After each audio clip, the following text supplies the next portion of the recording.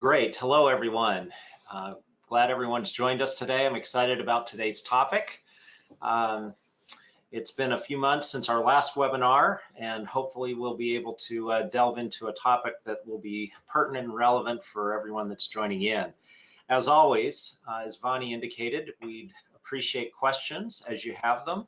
I do have some material that I want to go through today, but the questions certainly help make it more pertinent and tailored to the specific things that you might be concerned about and that you're working on. So with that, we'll go ahead and dive in. For those that might be joining us the first time, let me give you a little bit of background on AlignOrg Solutions and the work that we do. We are a specialist in the area of organization design. And because we do that work in organization design, you'll see a few of the additional ancillary services that we do leading up to an organization design, such as diagnosing an organization's capabilities, helping clarify marketplace position and strategy, working with leaders to lead and guide transformative change, and those are some of the things we do. In addition to that, most of the work that we do are engagements, projects with organizations to help them truly transform functions, divisions, business units, and so forth. And a part of what we do is what we call capability building. And a part of that effort is what we're doing today, which are sharing some insights about how to effectively set up a organization redesign effort. In addition to these kinds of webinars, we have training sessions, certified programs that professionals can go through to learn our proprietary tools and methods. And in addition to that, we have an online learning platform now that corporations can subscribe to help reinforce any of the learning and capability building that their professionals are getting in the areas of organization design, diagnosis, and change management. So it's great to have everyone here today. Whenever we do these webinars, I like to tell stories. Some of these stories come from the news. Some of them come from just conversations with other professionals. We bump into each other at conferences, and a few come from some of the organizations that we have the privilege of working with. And so we find that it's through stories and case studies that some of the principles and learnings that we come across hit home. So again, as we go through today's discussion, please chime in with questions or comments. Love to make it a two-way dialogue as much as we can. Even though we can't verbally speak to one another, we can at least exchange ideas and answers that might be pertinent. Now, what do we want to accomplish today? There's sort of four big objectives to get through. And when I was pulling together the content for this session, one of my biggest challenges was keeping it short. We knew we only had about an hour, so we wanted to make it as succinct and as powerful and impactful as possible. So as I boiled that down, it really came down to what is the role we need leaders to play in successfully launching an organization redesign? How do HR practitioners and other change partners help set the stage and facilitate the conditions so that success can be had? How do you make sure you've got the right people involved? And then in the end, how do you make sure you get to a place where there can be acceptance and adoption of the changes that you've architected? And so if we can even scratch the surface on a few of those topics today, I'll consider it a success. Now, to kind of set the stage here, there was a concept in our book, Mastering the Cube, that we introduced and have continued to find pretty good leverage in.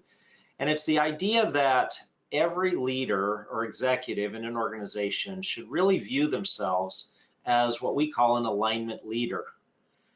They have many hats they wear and many roles they play, but one of them should be the role of an alignment leader. We're going to talk in a minute about what that fully entails, but in essence, we quote in the book, we call this role the Chief Alignment Officer and believe they must attend to the health effectiveness of their organizations. And in essence, an alignment leader helps ensure that all the different organizational systems that exist are pulling in the direction needed to accomplish an organization's results and strategy.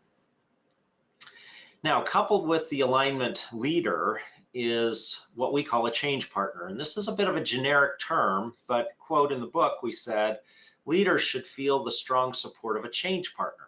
That could be from human resources, it could be from a strategy office, it might be some other professional that an executive or leader is reaching out to and partnering with.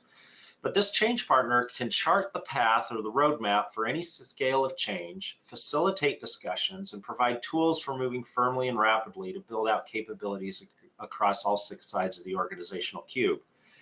Now, for those that are unfamiliar, the title Mastering the Cube comes from an analogy that we introduce in the book called Mastering the Organizational Rubik's Cube. We compare an organization to a complex puzzle like the Rubik's Cube.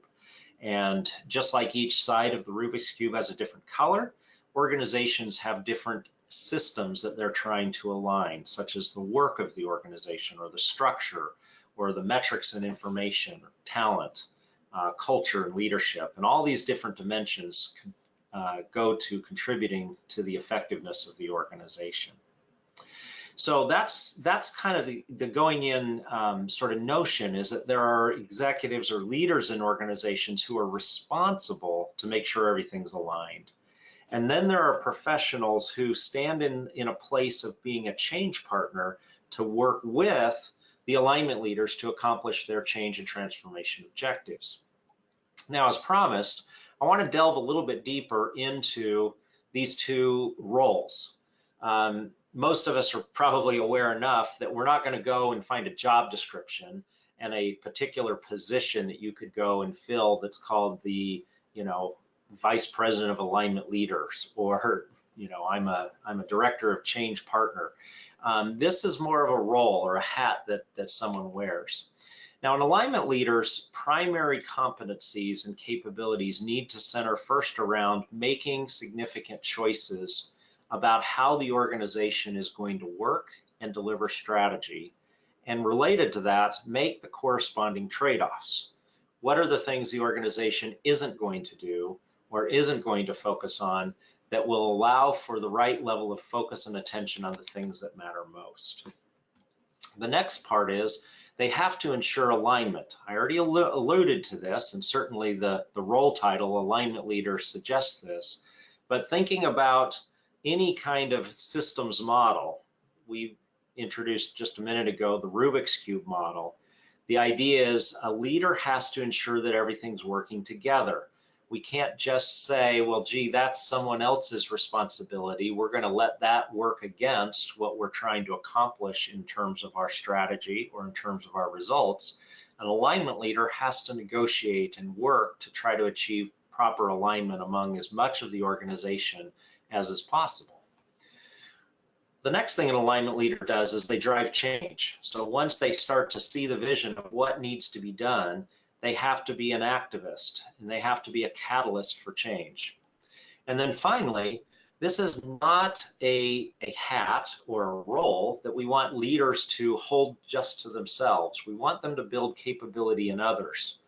If someone sits pretty high in an organization, like at a senior executive level or in the C-suite, if we assume that the chief operating officer, let's say, is responsible for all organizational choices, making sure all organizational systems are aligned, and driving all change throughout an organization, not much is going to get done, and they're going to be running around like crazy.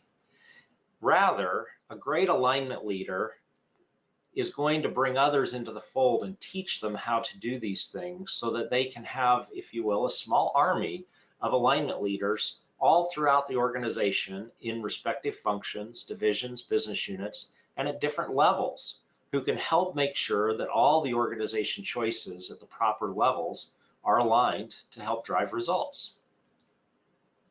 Now, a change partner, as I already indicated, really works with the alignment leader.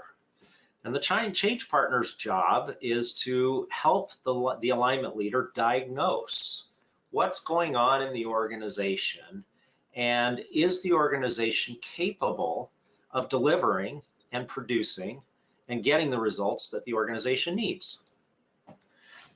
The second thing that a great change partner will do is they'll bring to the table tools and a process.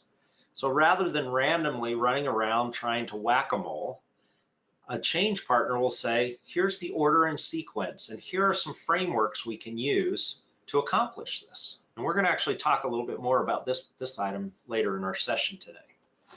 The third thing a great change partner will do is they'll be a thought partner, a sounding board for an alignment leader who might be thinking about what they want to do, but not sure how they want to do it. Or they might have different conflicting ideas about what's the right direction or the right people to involve. And that's where a great change partner can help them think that through, ask some questions, give them some ideas and perspective, and allow the alignment leader to land on what they feel is the best answer.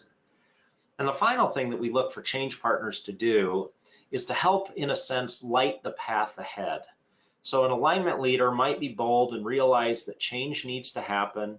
They might be a catalyst to start it, but eventually they're going to bump up and they're going to say, okay, what's next? And if they have to orchestrate everything themselves, that can be a pretty lonely spot. And so the change partner can be a wonderful companion down this path and helping to light the future of where we want to go. Now, part of the reason I wanted to kind of start with this grounding is because we think these fundamental roles are very important in setting the conditions for a successful organization redesign. And where I want to go now is into the 5 key steps that we think lead to great organization redesigns. But it's important to note these steps are not traversed all by themselves with an alignment leader or with a change partner, but rather hopefully in tandem, these two partners working together to accomplish tremendous results. So here are the 5 steps for kicking off a successful organization redesign.